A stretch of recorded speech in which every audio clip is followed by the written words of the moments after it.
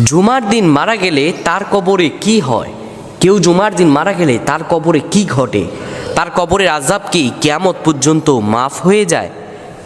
জুমার দিন কেউ যদি মৃত্যুবরণ করে শুক্রবারে, তাহলে তার কবরের আযাব কি চিরদিনের জন্য মাফ হয়ে যায়? আসলে তার কবরে ঘটেটা কি? প্রিয় বন্ধুগণ আমার, এ বিষয়ে আমাদের ব্যাপকতর প্রশ্ন রয়েছে এবং এও প্রশ্ন রয়েছে, জুমার দিন কেউ মারা গেলে সে কি সরাসরি আল্লাহর জান্নাতে চলে যায়? সহিহ হাদিস এবং কোরআনুল কারীম কি বলছে এই ব্যাপারে? প্রিয় বন্ধুগণ আমার, এই ব্যাপারে অনেকের বিভিন্ন মত রয়েছে জুমার দিনের ব্যাপারে।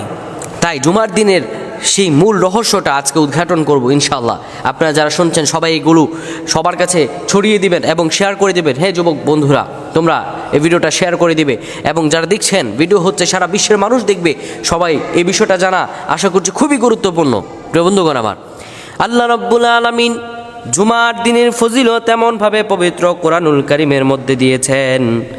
জুমার দিনের ফজিলত আল্লাহ রাব্বুল আলামিন সুনিপুণভাবে পবিত্র কোরআনুল কারীমে দিয়েছেন।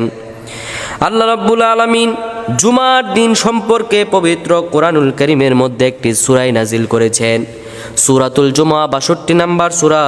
আল্লাহ রাব্বুল আলামিন সেই সূরার মধ্যে জুমার দিনের স্পেশালিটি বলছেন। আল্লাহ বলেন, ইয়া আইয়ুহাল্লাযীনা আমানু ইযা নুদিয়া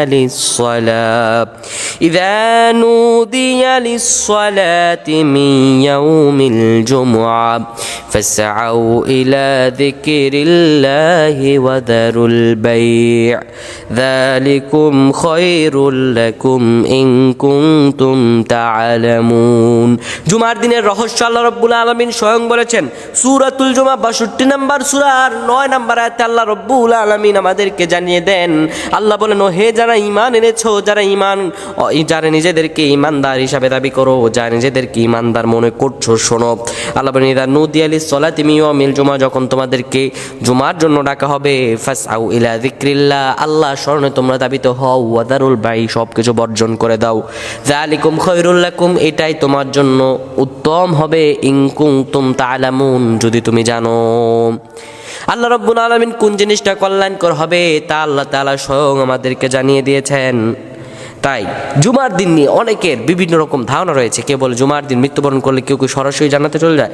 এই ব্যাপারে আসলে সঠিক বর্ণনা কি? এবং জুমার দিন সম্পর্কে রাসূল কারীম সাল্লাল্লাহু আলাইহি ওয়াসাল্লাম বলেন, কেউ যদি জুমার দিন খুব সকালে গোসল করে এবং মসজিদে যাওয়ার জন্য নতুন উত্তম কাপড় পরিধান করে এবং জুমার দিন সকালে কেউ যদি বের হয়ে যায় জুমার নামাজ পড়ার জন্য, যদি রওনা হয়, তার প্রত্যেকটা কদমে, সহিহ হাদিস, তার প্রত্যেকটা কদমে আল্লাহ রাব্বুল আলামিন ১ বছর নফল রোজা, ১ বছর নফল নামাজ পড়ার সওয়াব দিয়ে দিবেন। সুবহানাল্লাহি বিহামদি। জুমার দিনের অত্যন্ত ফজিলত রয়েছে। তাহলে এই জুমার দিনের যেখানে এত গুরুত্ব, সেইখানের